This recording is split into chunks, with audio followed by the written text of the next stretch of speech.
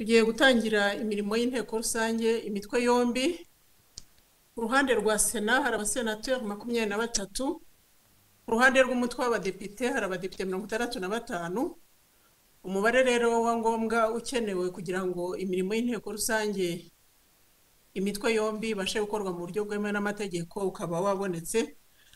Kuri gahunda y'uyu munsi hakaba ariho kugezwaho na Nyakubahwa Minisitiri w'Intebe ibikorwa bya guverinoma bigamije guteza imbere ibijyanye na gahunda yo kugeza ku baturage inyongeramusaruro zo mu rwego rw'ubuhinzi.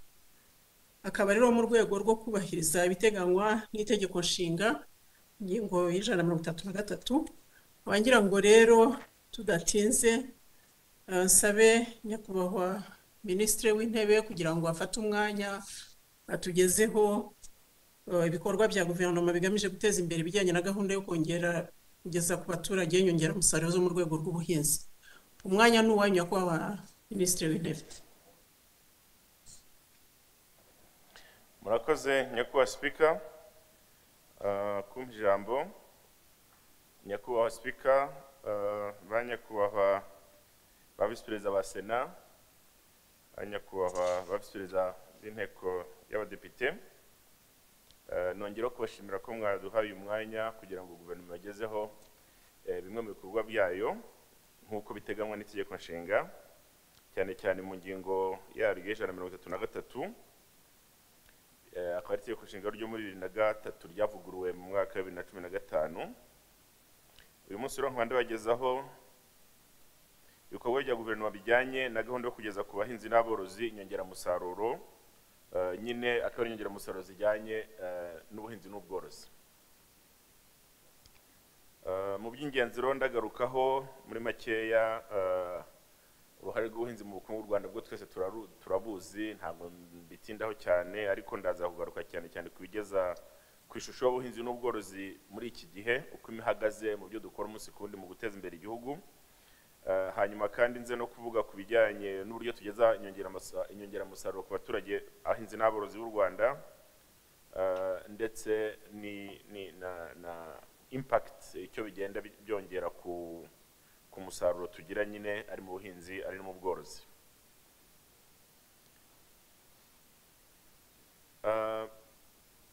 Banyakubahwa rero muteraniye hano, ndagira ngo nsobanure ko kubirebana n'ubuhinzi mu Rwanda mu myaka 5 ishize kuva mu mwaka wa 2017 kugeza mu mwaka wa 2021 ari umwaka ushize, impuzandengo y'umusaruro mbumbe w'igihugu ubuhinzi n'ubworozi byagize uruhare bugera kuri 25% muri rusange. Iyo ni impuzandengo, ni average, ni moyenne. Muri iyo myaka 5 rero kandi impuzandengo y'izamuka ry'umusaruro mbumbe w'ubuhinzi n'ubworozi yari ku gipimo cya 5%. Nayo ni impuzandengo uko nabivuze muri iyo myaka 5. By'umwihariko mu mwaka wa 2021 kubera ingamba zo kwirinda icyorezo cya COVID, aho inzego nyinshi z'ubukungu zari zarahungabanye, urwego rw'ubuhinzi rwakomeje gufashwa kuzuza neza inshingano zarwo. Murabizi ko igihe twaye tugira guhagarika ibikorwa by'iterambere, ubuhinzi bwo twagiye dukomeza kugerageza kugira ngo tutazagira ikibazo cy'iyungana ry'umusaruro. Ni muri urwo rwego rero izamuka ry'urwo rwego rw'ubuhinzi ryageze nibura kuri 6% uyu mwaka, nubwo muri 2020 yari yabaye nyine 1% kubera ingaruka za COVID, ariko nubwo yari 1% ahandi ho byari hasi cyane mu zindi sectors. Ubuhinzi rero kandi twese turabizi nyine ko ari dukura imibereho, ibiribwa byinshi tufite ubu ngubu byera mu Rwanda bidufasha muri food security, bikaba rero bituma imibereho y'abaturage iba myiza, tutagombye gushingira cyane cyane kubiva hanze, nubwo nabyo tukibikeneye, ariko nibura muri iyi myaka ishize igera kuri 5 umusaruro w'ubuhinzi uko nibuze wagiye ugenda wiyongera, bigatuma twumva ibijyanye na food security tudahungabanye. Muri uyu mwaka kandi urwego rw'ubuhinzi rwo rwatanze imirimo myinshi mu gihugu ku bantu cyane cyane babageze igihe cyo kwinjira muri labor force mu bajya mu kazi. Ubwo ubuhinzi bwakira abantu benshi, natwe tunishimira ko muri iki gihe urubyiruko tugenda tubona urubyiruko rwitabira urwego rw'ubuhinzi kurusha mu myaka yashize. Ku bijyanye n'ishuri y'ubuhinzi n'ubworozi nagira ngo ngaruke ku kijyanye n'uko kuva mu mwaka wa 2017 ubwo twatangizaga gahunda yo kwihutisha iterambere ry'igihugu twise NST1 kugeza mu mwaka ushize wa 2021 umusaruro w'ubuhinzi wakomeje kugenda nyine uzamuka nk'uko nemaze kubivuga, kandi twagiye tubibona ibijyanye n'uburyo ibiribwa biboneka mu Rwanda. Iri zamuka ry'ubuhinzi ry'umusaruro w'ubuhinzi tukaba twemera kandi twaribonye cyane cyane ko iyo ugiye kureba uko umusaruro wagiye ukurikirana ryagiye rishingira cyane cyane kwishyirwa mu bikorwa ry'ingamba zo kongera umusaruro igihugu cyihaye. Imwe muri izi ngamba rero kwari ukongera ikoreshwa ry'inyongeramusaruro mu gihugu no korohereza abahinzi n'aborozi kuzibona, kuko hari ikibazo cyo kuba twazongera ariko no gutuma zigera kubo zigomba kugeraho mu gihugu hose ku bahinzi n'aborozi.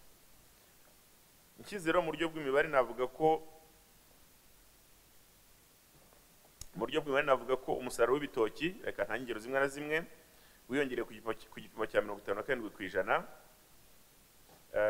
kandi mu mwaka wa 2021 akaba warageze kuri toni zirenga miliyoni 2,730 mu gihe wari uvuye kuri toni hafi miliyoni 1,700 mu mwaka wa 2017. Ni ukuvuga ko umusaruro wagiye wiyongera. Wajya ku musaruro w'ibyo twita ibinyabijumba nk'ibirayi, imyumbati, ibijumba n'ibindi, wiyongereye ku gipimo cya 19%. Wavuye kuri toni zirenga hafi miliyoni 3 twari dufite mu mwaka wa 2017 ugera kuri toni wiyongeyeho kugera kuri zari toni miliyoni 3 ugera kuri toni miliyoni 3,700. Wareba ku musaruro w'ibinyampeke, aho harimo ibigori, umuceri, ingano n'ibindi, wiyongera 16%. Ubwo nabwo ndimo gufata iyo period icyo gihe cyo kuva 2014 kugera umwaka usibye 2021, umusaruro wiyongereho 16%, aho wavuye kuri toni hafi 700 ugera kuri toni 800. Wareba umusaruro w'ibinyamisogwe, ibyo byose byerekana iyo nyongeramusaruro zayo zikoreshwa n'icyo zatugejejeho. Wareba umusaruro w'ibinyamisogwe ugasanga ko ibyo ni nk'ibishyimbo, amashaza, ubunyobwa, soya n'ibindi, wiyongereye ku gipimo cya 9%, kubera ko wavuye kuri toni hafi 507 twari dufite twagize mu mwaka wa 2017 ugera kuri toni 550, zirengaho gatoya umwaka ushize.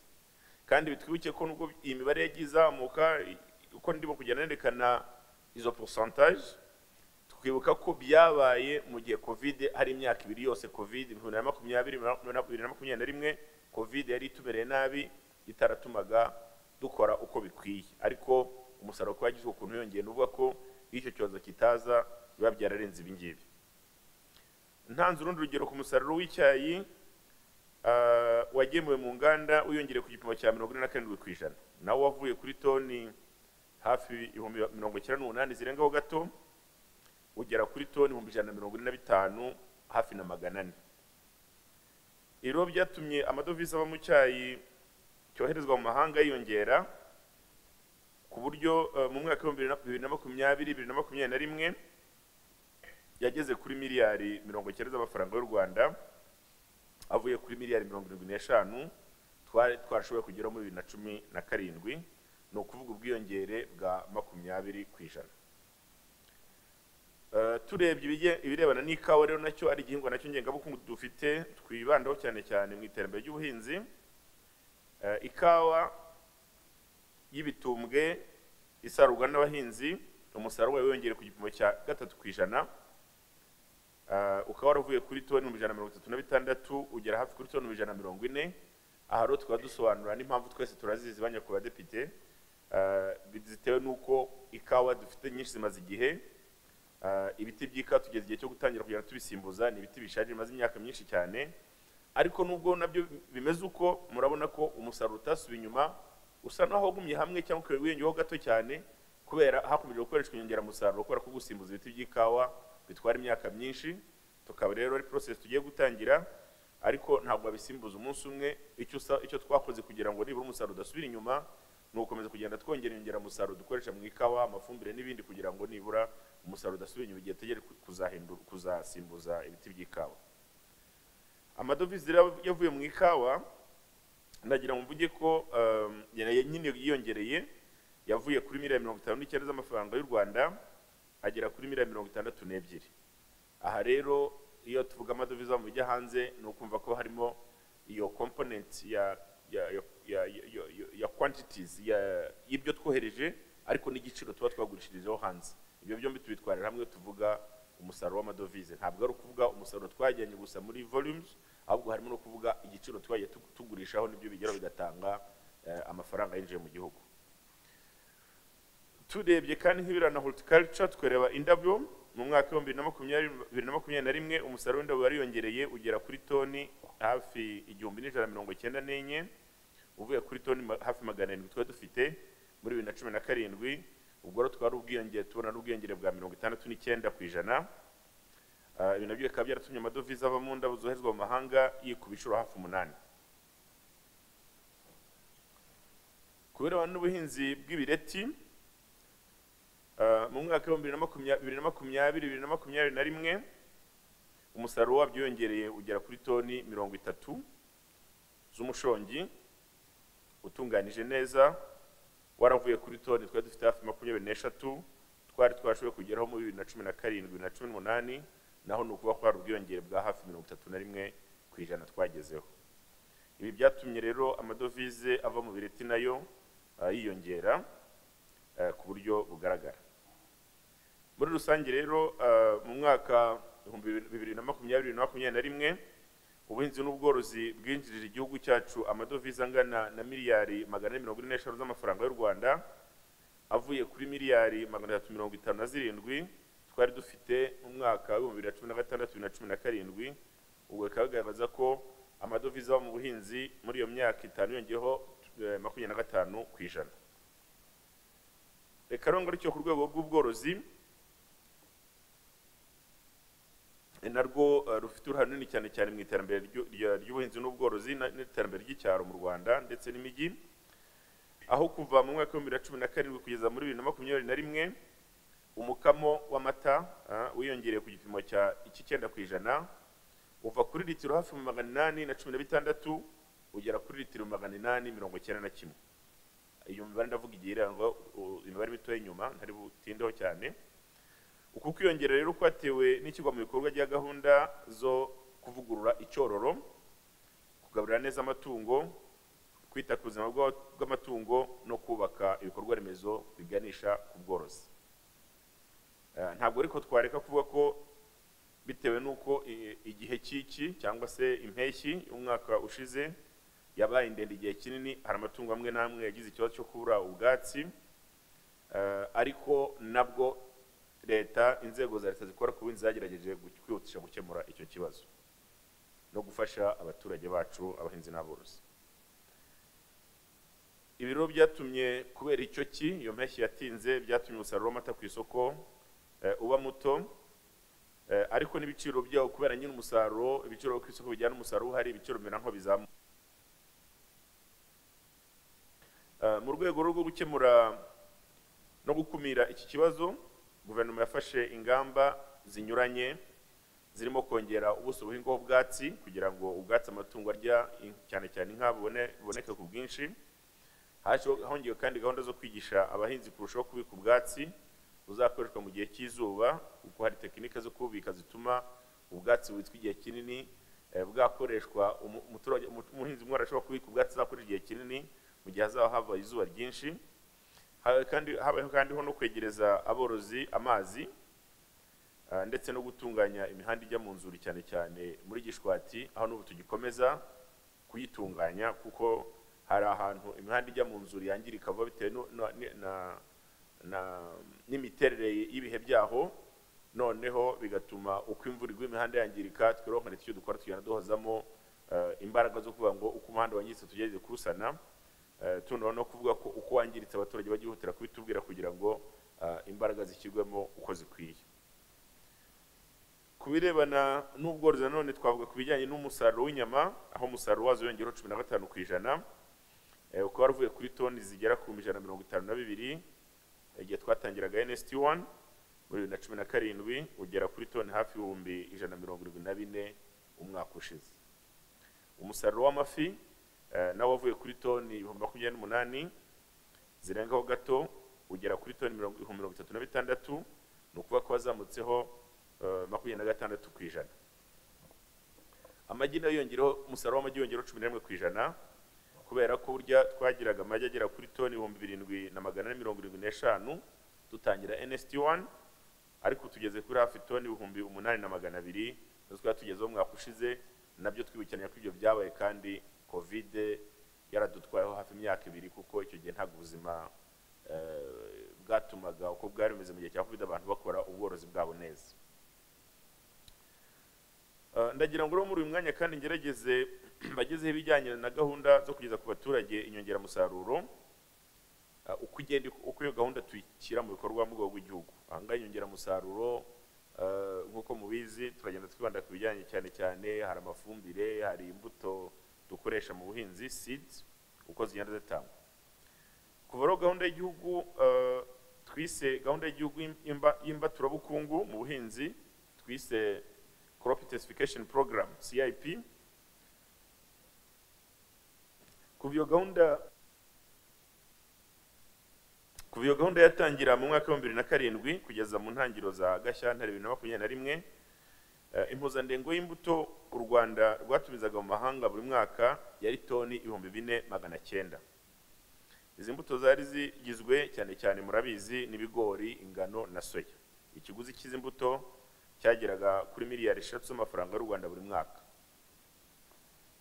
Aya mafaranga y'igihugu cyatangaga yari menshi, twumvisha ari menshi cyane, ndetse bituma dufata za gahunda z'ingenzi zatuma tuyagabanya no kwihaza mu byo dukenera.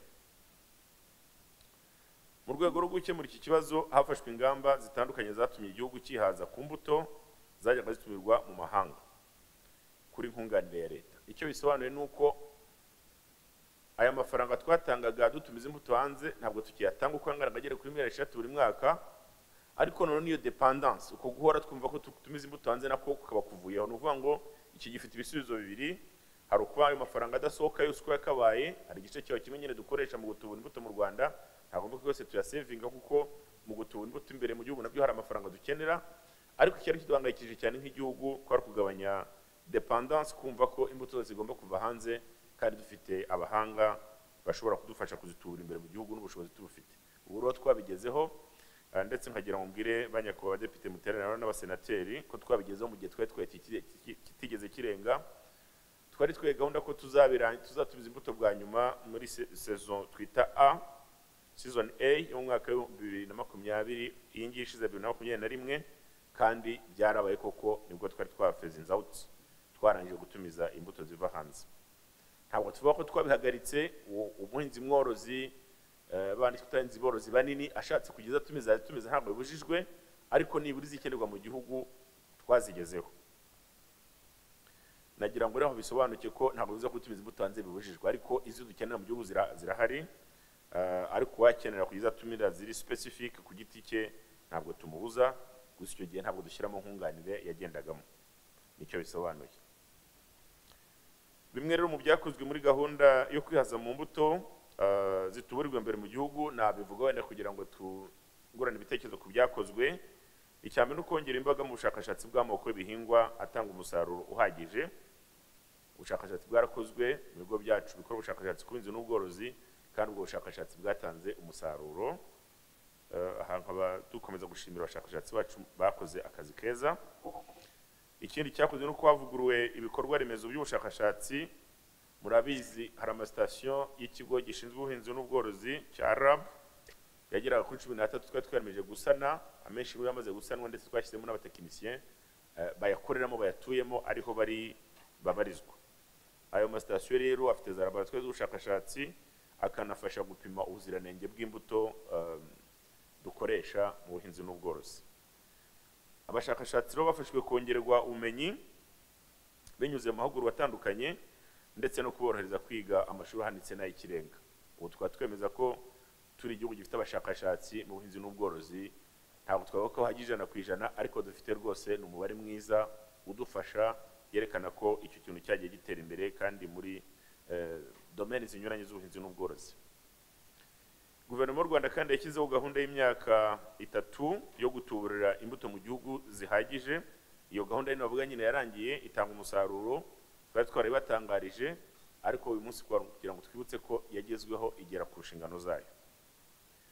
Ikindi kandi kugira ngo ibyo bigerweho, twafashije abikora ku giti cyabo, tubakangurira gukora umwuga w'ubutubuzi bw'imbuto nziza kandi banongererwa ubumenyi. Ntabwo leta yatubura imbuto yonyine, nubwo leta itanga imbuto ikanavuga izikwiye gukoreshwa, ariko tukangurira ko gutubura bikorwa na private sector. Abatubuzi bakaba abahinzi b'intangarugero batubura bagurisha n'abandi noneho batanga bakora umusaruro bajya muri production. Ubu ngubu umubare w'ibigo by'abikorera ku giti cyabo, ibyo twita private seed companies, butubura imbuto bukanacuruza imbuto imbere mu gihugu, babigize umwuga, umubare wariyongereye ku buryo mu mwaka wa 2021 wari ugeze ku bantu byari 27 bivuye ku 5,000 byo twari dufite mu 2017. N'ubwo ko abantu bagerageje kumva neza icyo umwuga w'ubutubuzi uvuze n'akamaro ufite, natwe kandi leta tubakangurira kubabwira ko ari umwuga. Icya mbere ni business yunguka, icya kabiri ni business ifasha kongera ubuhinzi na kalite y'ubuhinzi bwacu. Havuguruwe kandi uburyo kongera bwo kugeza ku bahinzi inyongeramusaruro mu buryo bwihuse, iyo ni distribution. Uturere duhabwa buri mwaka ingengo y'imari igenewe imbuto n'ifumbire byunganirwa na leta. Muzi ko muri ibintu by'imbuto n'ifumbire dushyiramo icyo twise nkunganire, kandi twahawe utwo turere twahawe ububasha bwo kwakira inyemezabuguzi, kuzisuzuma, kwishyura ba rwiyemezamirimo bageza inyongeramusaruro ku bahinzi nta ngorane n'imwe ibayemo. Hashyizweho kandi uburyo bw'ikoranabuhanga twise smart nkunganire system, bwifashishwa mu kunoza serivisi y'imitangire y'inyongeramusaruro z'ubuhinzi. Ibyo ngira ngo abanyarwanda bamaze kubimenyera, ndetse iyo system igafasha no gucunga neza ubuhunikiro bw'inyongeramusaruro. Iri koranabuhanga rifasha kandi guhuza abahinzi, abatubuzi b'imbuto n'ibigo by'imari mu rwego rwo kurushaho kubona inguzanyo mu bikorwa byabo.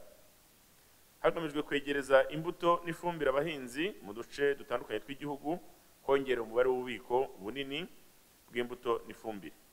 Kugeza ubu mu gihugu hari ububiko bunini bw'imbuto bugera kuri 57. Bukaba rero mbere mu mwaka wa 2014 dutangira NST1 twari dufite ubuhunikiro gusa butarenga 18. Murumva ko habaho inyongera irenga 200% mu rwego rwo kongera umubare w'ubuhunikiro. Icyo kikaba ari igikorwa gifite akamaro. Hari kandi ishyirwa mu bikorwa ry'ingamba guverinoma yafashe zikomeje gutanga umusaruro ushimishije. Zimwe muri zo twavuga ubushakashatsi bwakorewe imbere mu gihugu bwashyize ahagaragara amoko mashya y'ibihingwa 69 atanga umusaruro wisumbuye kandi ndetse reka twavuga ngo wisumbuye atanga umusaruro mwiza kandi yihanganira ihindagurika ry'ikirere. Aya moko y'ibihingwa harimo ay'ibishyimbo agera kuri 19 mashyashya yavumbuwe, harimo ay'ibirayi agera kuri 18, harimo ay'ibigori agera ku 8, harimo ya soya nayo ni 8, harimo ingano 10, amoko agera kuri 10 y'ingano, n'imyumbati agera ku moko 6. Ibiro ni ubushakashatsi bwakozwe butwereka ubwoko bwa buri gihingwa naho cyahingwa kugira ngo tubone uko dukwiza imbuto mu turere tuzi ko aho tuyishyize ishobora kuhera. Mbivuze kandi mu buryo bw'imibare navuga ko mu mwaka w'ingengo y'imari ya 2020-2021 imbere mu gihugu hatubure toni 5,237 z'imbuto y'ibigori, mu gihe muri 2018-2019 zari gusa 1,417. Ni ukuvuga ko zikubye hafi gatatu. Hatubure kandi toni 1,402 z'imbuto y'ingano zivuye kuri toni 531 twari dufite mu mwaka wa 2018-2019. Ni ukuvuga ko nabyo byikubye hafi kabiri n'ibice bitandatu. Ku birebana na soya hatubuwe toni 300, ntabwo ari 300, ahubwo ni toni 344 z'imbuto ya soya zivuye kuri toni 275 zo twari dufite mu 2018-2019. Naho urumva ko ni inyongera igera kuri 25%. Ku mbuto y'umuceri hatubuwe toni zigera kuri 654. Mbere twaratuburaga toni zigera gusa kuri 344. Murumva ko ku muceri inyongera ageze hafi 90%.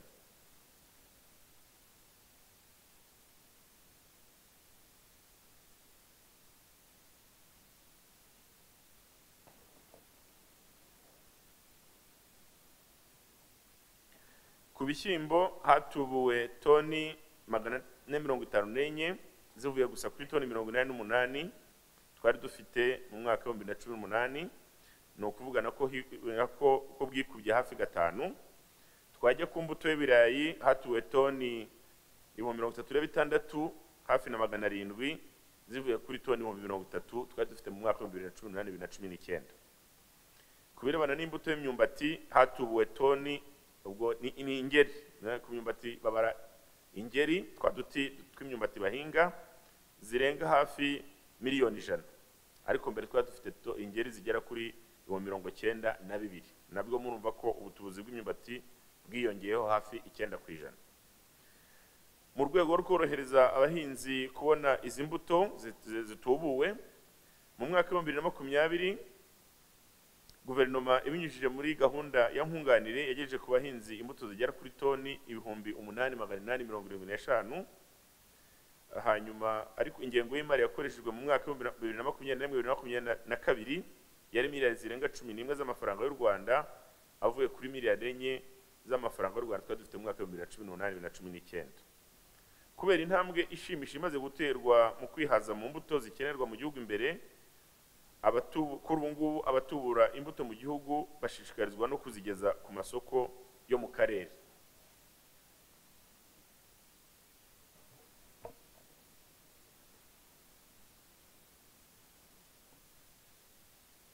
Nyakubahwa Perezida w'Umutwe w'Abadepite, Banyakubahwa Visi Perezida wa Sena, Banyakubahwa Visi Perezida w'Umutwe w'Abadepite, muri aka kanya ndagira ngo mbagezeho ibijyanye na gahunda zo kugeza ku bahinzi inyongeramusaruro zo mu rwego rw'ubuhinzi, mu rwego cyane cyane mu rwego rw'ibihingwa ngengabukungu. Nari maze kuvuga ku byo bita ibihingwa ngandurarugo. Buri mwaka guverinoma y'u Rwanda ifasha abahinzi kubona ibikoresho by'inyongeramusaruro hagendewe kuri gahunda zo kwagura no gusazura ubuso buteyeho ibihingwa ngengabukungu. Ku bijyanye n'igihingwa cy'ikawa, guverinoma ifasha inganda ziyitunganya ibyo twita coffee washing station kubona ingemwe zikoreshwa mu gusimbura ikawa zishaje no kongera ubuso ihingwaho. Nari nababwiye ko twatangiye gahunda yo kugenda dusimbura ingemwe ikawa zishaje, ariko ubu tugenda no kongera n'ubuso ikawa yari isanzwe ihinzeho ubu ngubu. Buri mwaka kandi guverinoma iteganya ingengo y'imari yo gutegura ingemwe zingana hafi na miliyoni 3,750 ziterwa ku buso bungana na hegitari 500.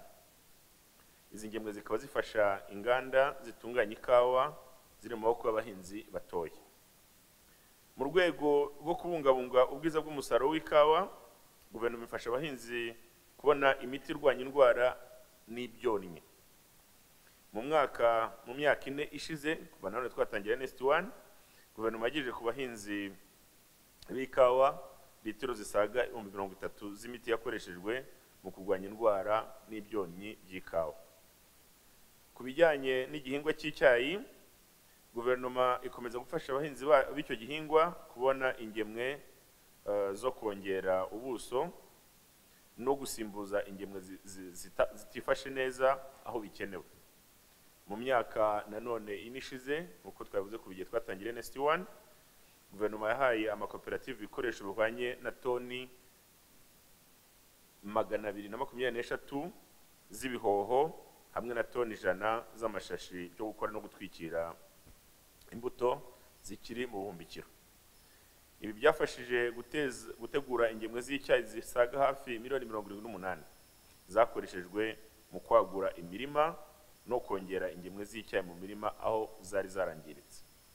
Buri mwaka nibura hasimbuzwa ingemwe ziri hagati ya miliyoni 3,551 na miliyoni 4,200 ziteye ku buso buri hagati y'hegitari 200 buteye ku buso buri hagati y'hegitari 153 na 300 cyane cyane ahari icyayi kikiri gito ndetse hamwe n'ahagenda hangizwa n'imvura.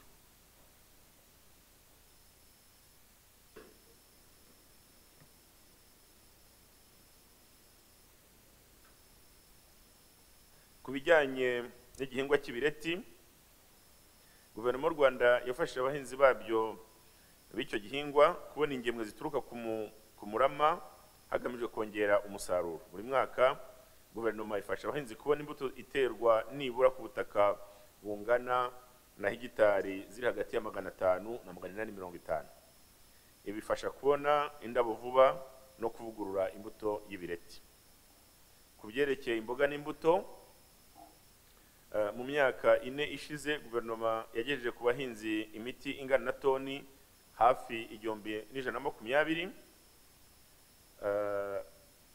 hamwe na litiro hafi 2,000 ndetse n'imitego igera ku 8,000 byakoreshejwe mu gufasha abahinzi b'imboga n'imbuto mu kurwanya indwara n'ibyonnyi. Ku bijyanye n'ubuhinzi bw'indabo cyane cyane aho reka tuvuge ko ni igihingwa gishyashya abantu batangiye kugenda bitabira mu Rwanda, Guverinoma y'u Rwanda ikomeje gufasha abahinzi b'indabo, aho cyane cyane twababwira ko afashije abahinzi bazo kubona ubwoko bushya buhwanye na toni 50 burimo gutuburirwa kuri hegitari zigera kuri 25. Ibyo byakozwe hagamije gukomeza kuzikwirakwiza mu bahinzi no kuvugurura indabo zihingwa mu mirimo yo hanze kugira ngo zihuzwe n'izikenewe ku masoko mpuzamahanga, kubera ko mubizi twatangiye kugenda tugurisha indabo hanze kandi biratanga umusaruro mwiza. Ikindi gishimishije nuko abaturage bacu batangiye kubyitabira no kumva ko ubuhinzi bw'indabo ari business itanga umusaruro. By'umwihariko ku bijyanye n'ubuhinzi bw'indabo z'amaroza, zinihari hafi 98% by'indabo zose zoherezwa mu mahanga.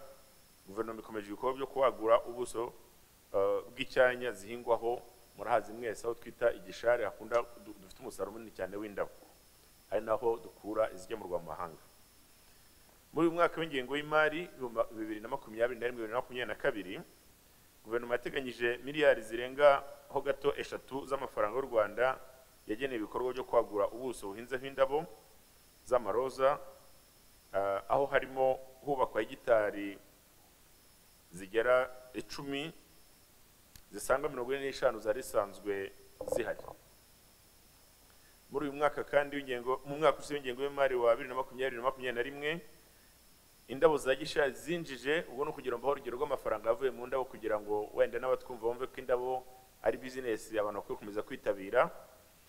Indabo za gishari zonyine muri uyu mwaka w'ingengo y'imari wa 2020-2021 zinjije miliyari 7 z'amafaranga y'u Rwanda, mu gihe muri 2014-2018 zari zarinjije miliyari 4 gusa. Murumva ko umusaruro amafaranga yinjiwe n'indabo zonyine asa naho yikubye kabiri mu gihe cy'imyaka 4.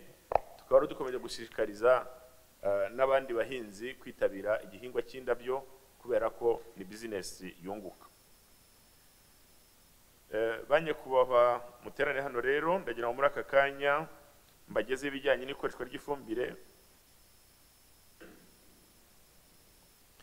Ndagira ngo mbageze ibijyanye n'ikoreshwa ry'ifumbire mvaruganda na gahunda yo kwikorera imbere mu gihugu. Gahunda yo kongera umusaruro w'ubuhinzi ku bihingwa byatoranyijwe muri byandi twita nyine CIP program yazamuye imyumvire ku kamaro ko gukoresha ifumbire mvaruganda.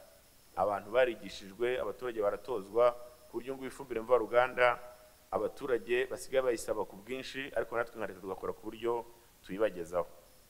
Ibiro byatumye mu mwaka wa 2021 ifumbire ikoreshwa igera ku biro 60 kuri hegitari ivuye ku biro 32 twari dufite mu 2017, no kuvuga ubwiyongere bwa 47%. Handagira ngo sobanura neza ko iyo dusobanura ifumbire ibiro bikoreshwa kuri hegitari bifite icyo bisobanuye, kuko niko kongera umusaruro, ndetse ibihugu byazamutse birenza n'ibiro 100 kuri hegitari. Ni urugendo rero tukirimo nka leta, ariko dukomeje kwigisha abaturage gukoresha iyo fumbire, ari ukuyikoresha mu kubwinshi ariko no kuyikoresha neza, kubera ko ikoreshejwe nabi ahubwo ishobora no kwangiza umusaruro. Muri gahunda rero y'igihugu ya NST1 yo kwihutisha iterambere, biteganyijwe ko mu mwaka wa 2024 kuri hegitari imwe hazaba hakoreshwa ibiro 75 by'ifumbire. Murabona ko progress tugezeho ari nziza, kandi tubizeza ko iyi target y'intego tuzayigeraho. Aha nakwibutsa kandi ko impuzandengo y'ikigero cy'imikoreshereze y'ifumbire mu bihugu byo munsi y'ubutayu bwa Afurika ni ibiro 20 kuri hegitari. Murabona rero ko mu Rwanda twagerageje kwihutisha ikoresha ry'ifumbire, ko hari henshi tugeranyije n'ahandi bikiri hasi. Mu rwego rwo kugabanya itumizwa ry'ifumbire mvaruganda mu mahanga,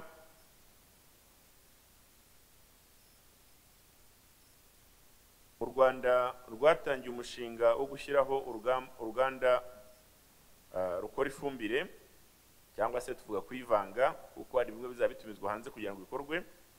Imirimo yo kubaka urwo ruganda rero yari yaratangiye, ariko idindizwa n'ibibazo bya COVID, ariko twaturiza ko mu gihe kitari kinini cyane tuba dufite uruganda rwacu rukora ifumbire mvaruganda, kubera ko nk'uko twabivuze twihaye gahunda yo kutongera kugura imbuto hanze, tuyigeraho. Ubu na gahunda yo kudatumiza ifumbire hanze cyangwa se gutumiza nke ishoboka niyo tugezeho, kuko dushaka ko mu myaka mike ya hafi cyane twa dufite uruganda rwacu rukora ifumbire mvaruganda, cyane cyane amafumbire dukenera hano imbere mu gihugu. Mu rwego rwo kumenya neza ibipimo by'ifumbire igomba gukoreshwa mu bihingwa bitandukanye, nagira mbabwire ko guhera mu kwezi kwa kabiri k'umwaka wa 2019 hatangijwe umushinga wo gupima ubutaka no gukora amagerageza ku butaka n'ibihingwa bitandukanye. Ikigamijwe ahangaha ni ugushyiraho ibipimo by'ifumbire bijyanye n'ibikenewe n'ubutaka n'igihingwa mu duce dutandukanye tw'igihugu. Ibyo rero abashakashatsi bacu barimo kubikora, kandi ako kazi karimo kugenda neza.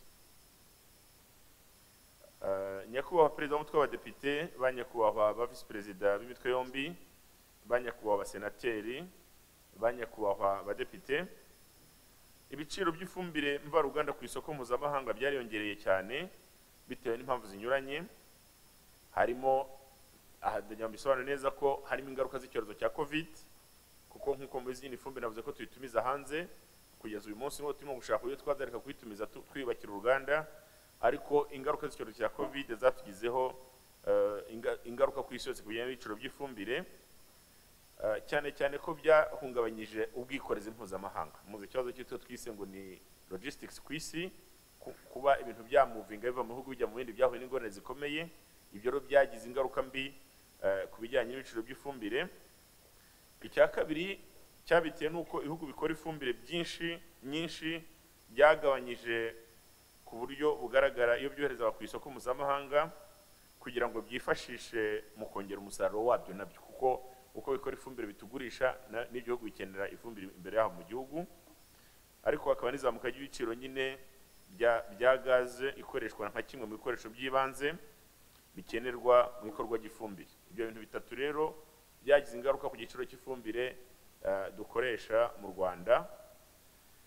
Ibizamuka ry'ibiciro by'ifumbire ku isoko mpuzamahanga byatumye ifumbire itumizwa mu mahanga igera mu Rwanda ihenze cyane.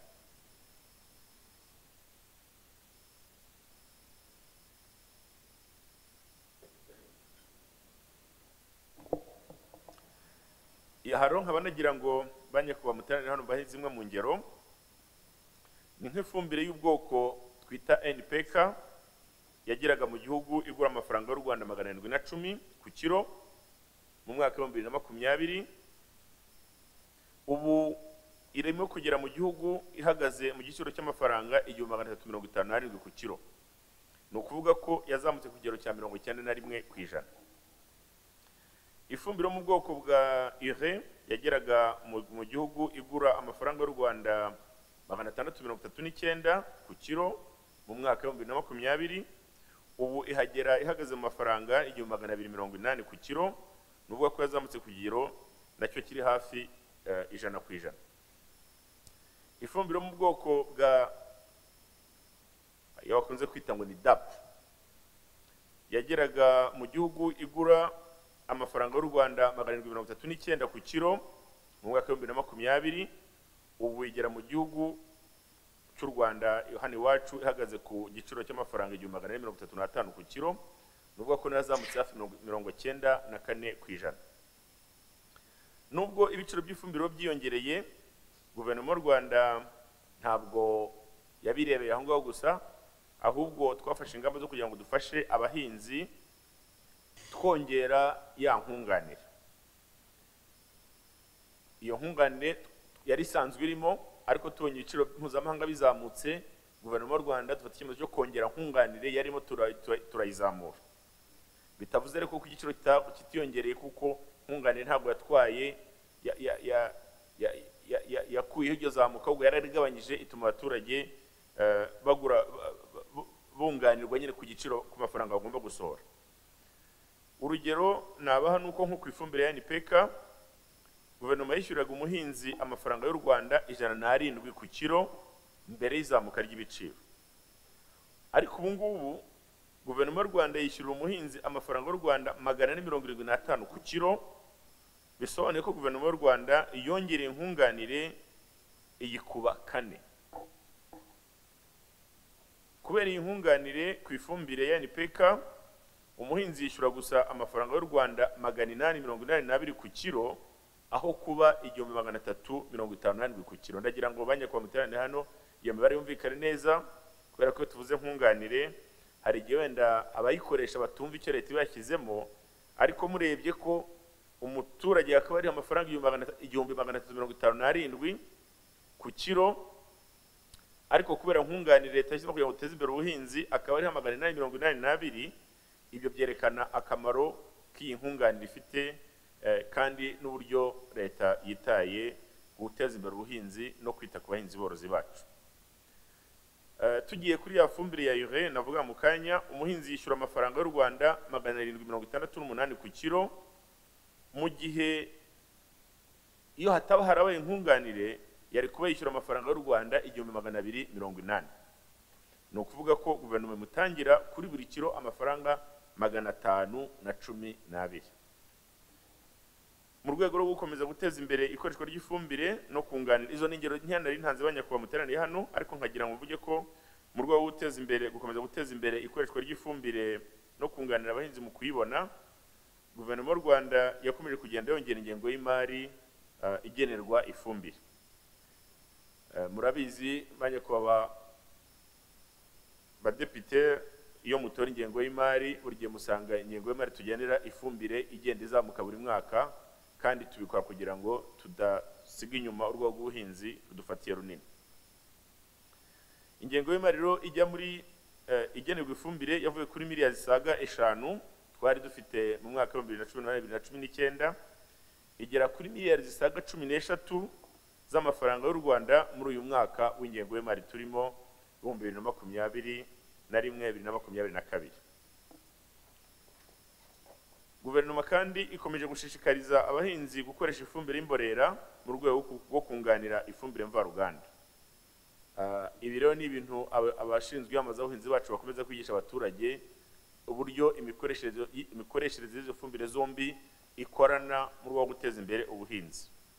Ni muri urwo rwego hirya no hino mu gihugu hari ibigo by'abikorera bakora amafumbire y'imborera agezweho hifashishijwe ibisigazwa n'ibindi byose bikenewe kugira ngo ayo mafumbire akorwe, cyane cyane hakoreshejwe ibimoteri binyuranye. Byongeye kandi guverinoma ikomeje gahunda yo gushishikariza buri muhinzi kugira ikimoteri ku rugo rwe akoramo ifumbire y'imborera. Iyi none gahunda turimo gushyiramo imbaraga kugira ngo abaturage bongere bagasubire ku muco wo kugira ikimoteri cyo gutunganya ifumbire y'imborera ifasha mu kunganira ifumbire mvaruganda. abahinzi bakomeje gushishikarizwa kandi no guhugurwa ku bijyanye n'ikoreshwa n'uburyo n'ifumbire y'imborera n'uburyo bivangwa n'ifumbire mvaruganda nk'uko namaze kubivuga, kugira ngo habeho kongera umusaruro ku buryo busobanutse. Nagira ngo kandi uvuge ku bijyanye n'ikoreshwa ry'ishwagara. Ku byerekeye ikoreshwa ry'ishwagara mu rwego rwo kurwanya ubusharire bw'ubutaka, ubushakashatsi bwagaragaje ko ubuso bw'ubutaka bufite ikibazo cy'ubusharire bukabije, ibyo bita pH iri munsi ya 5.2 mu Rwanda, ubwo buso bugera kuri hegitari zigera kuri 533, birengaho gato, bingana 45%.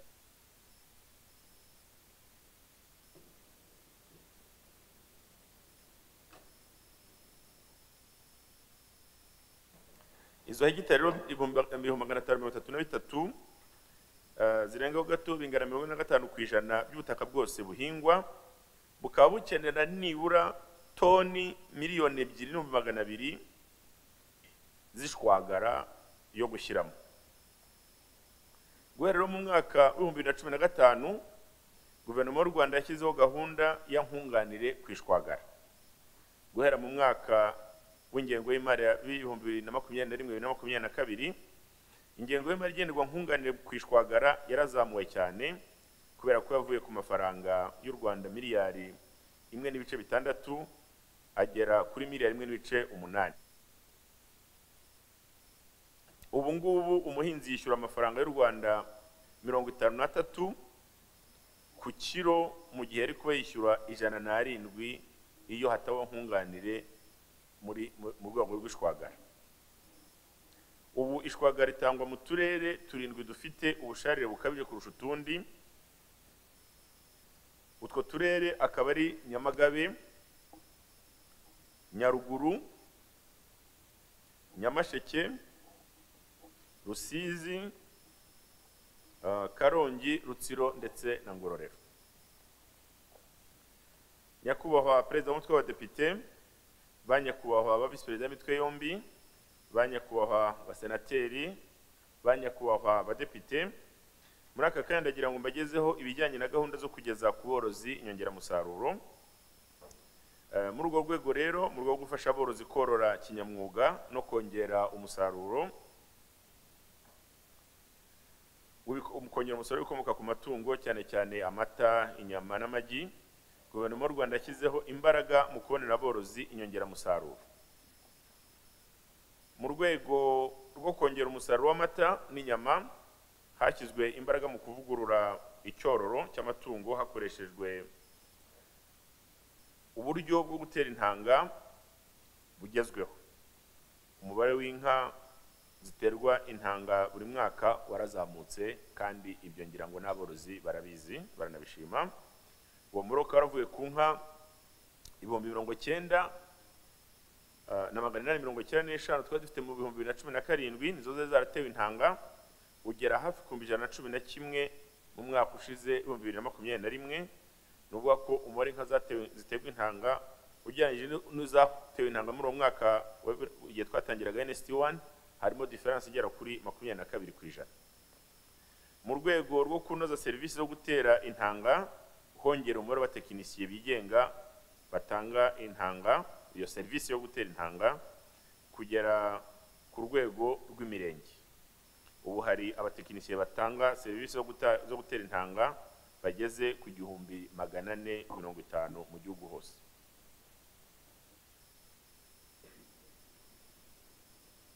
Hateganyijwe guhugurwa kandi abandi bagera kuri 290 kugira ngo bongererwe mu mirenge irimo abatekinisiye badahagije bakiri bake.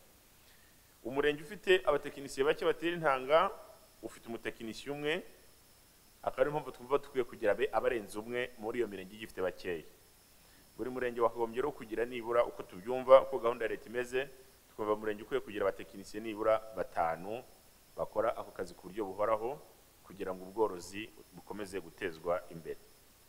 Mu rwego rwo kwegereza aborozi ibikoresho hamwe na azote ikoreshwa mu kubika intanga, ububiko bw'intanga mu turere bukomeje kongerwa. ubu dufite ibyumba bibiri bikora umwuka wa azote, mu gihe twari dufite icyumba kimwe gusa mu mwaka wa 2017. Ibi byuma rero bifite ubushobozi buhagije bwo gukora umwuka ukenewe mu gihugu. Intanga zitunganywa zikomeje kongerwa. Mu mwaka w'ingengo y'imari 2020-2021 hatunganyijwe doze z'intanga 120. Muri uyu mwaka w'ingengo y'imari turimo hamaze gutunganywa doze z'intanga 147,211 mu gihe cy'amezi 8 gusa, umwaka utaranarangira, umwaka w'ingengo y'imari utararangira. Ni ukuvuga kuri doze 160 duteganya kuba twatunganya muri uyu mwaka wose. Kuri ubu harimo kubakwa ikigo gishya kizaba kiri ku rwego mpuzamahanga mu gutunganya intanga ndetse no gutera insoro mu matungo muri station y'ubuhinzi n'ubworozi twita station ya Songa mu karere ka Huye. Iyo ni station izwi ikora ubworozi maze igihe. Ubu turimo kwakira ikigo kiri modern. Ibikoresho byo gutunganya no gupima intanga bizakenerwa nabyo. Ibyo tuzakenera mu gukora icyo kigo byamaze gutumizwa, kuyo twibaza ko progress imeze neza. Ku bijyanye n'ubworozi bw'ingurube,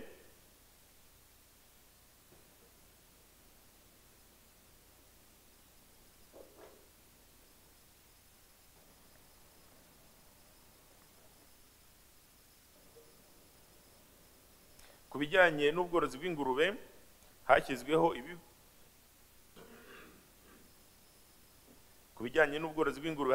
ibigo bitanu mu turere twa Muhanga, Rulindo, Gicumbi, Bugesera na Rwamagana, bizajya bitanga intanga z'ingurube ku borozi bari mu bice bitandukanye by'igihugu.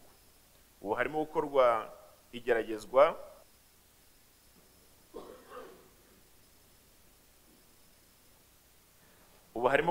igeragezwa ku kugeza intanga z'ingurube ku borozi hakoreshejwe drones. Mu rwego rwo kubungabunga ubuzima bw'amatungo, amatungo yakingiwe ibyorezo by'indwara y'ubutaka, igifuruto, amakore, ubuganga, uburenge n'ibindi hagendewe ku mwihariko wa buri karere izo ndwara zagiye zibonekamo. Inkingo zikoreshwa zihabwa aborozi harimo nkunganire ya leta nayo igera ku kigero cya 75%.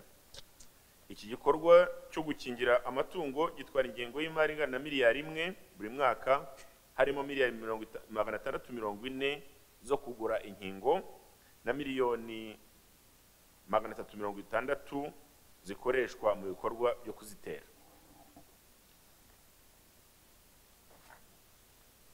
Mu kurwanya isazi yatsetse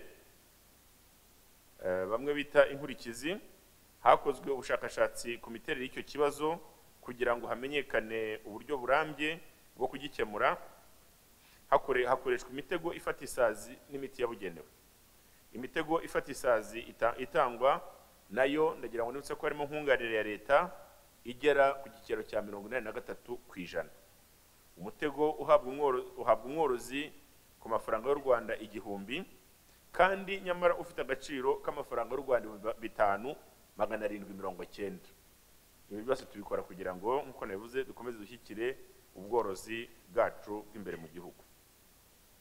Kuva mu mwaka wa 2016 hashyizweho gahunda zo gutera ubwatsi bw'amatungo ndetse hanagiyeho gahunda yo kongera imbuto z'ubwatsi zitanga umusaruro kandi zikungahaye ku ntungamubiri amatungo aba akeneye.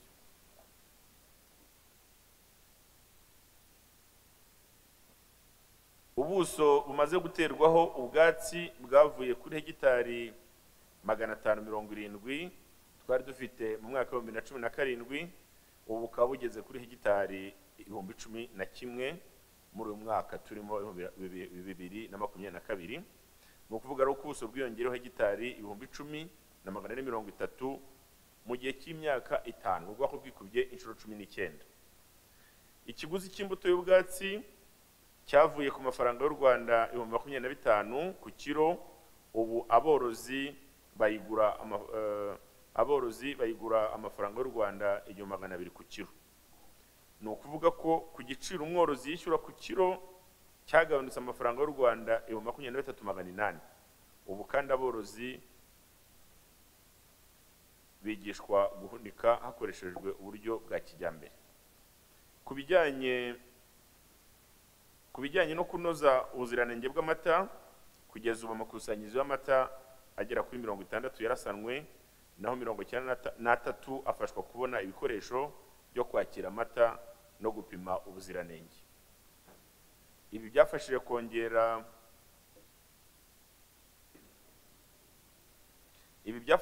kongera igipimo cy'ikoreshwa ry'amakusanyirizo y'amata ugereranyije n'ubushobozi bwayo, kubera ko cyavuye kuri 25% kigera kuri 50% mu mwaka ushize 2021. Bimwe mu bibazo byagiye bibangamira imikorere myiza y'amakusanyirizo harimo ibishingiye ku miyoborere y'amakoperative yagiye agira ibibazo bimwe na bimwe ariko byagiye bikurikiranwa. Amakoperative acunga amakusanyirizo, guverinoma yakomeje kugenda ivugurura imikorere yayo no guherekeza abanyamuryango baza koperative kugira ngo imikorere ikemuke neza. Inganda zikora ibiryo by'amatungo nazo ntabwo twazibagiye ko zavuye kuri 4 ubu zigeze kuri 6 mu gihugu cyose, kandi ingano y'ibiryo by'amatungo ikorwa n'izi nganda ku mwaka wose yavuye kuri toni 15,000 igera kuri toni 130 muri uyu mwaka. Inganda zikora ibiryo by'amatungo turacyagerageza kuzongerera imbaraga kugira ngo ibiryo by'amatungo biboneke ku bwinshi kandi bikwirakwizwe mu gihugu uko bikwiye. Ishoramari mu maturagiro y'imishwi y'inkoko naryo ryariyongereye. Habonetse andi maturagiro manini 2 asanga ituragiro nini ryari Rubirizi ryari riho rimwe gusa mu mwaka wa 2017. Ibi bikaba byarongereye ubushobozi bwo guturagira imishwi y'inkoko mu gihugu, tugahagarika imishwi y'inkoko, twarashoboye kugabanya imishwi y'inkoko yatumizwaga mu mahanga. Umubare utumizwaga waragabanyutse cyane.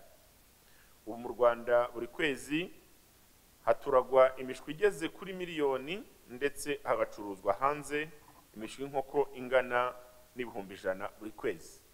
Inyinshi zijya muri Repubulika ya Demokarasi ya Kongo, muri Central Africa, Cameroon, Ghana na Congo Brazzaville. Nyakubahwa Perezida w'Umutwe w'Abadepite, banyakubahwa Visi Perezida w'imitwe yombi, banyakubahwa basenateri, banyakubahwa abadepite, nagira ngo nsoze ikiganiro mbashimira. Murakoze cyane kandi babwira ko haramutse hari ibyo tutasobanura neza twaza kubiganira muramutse mubitwemereye.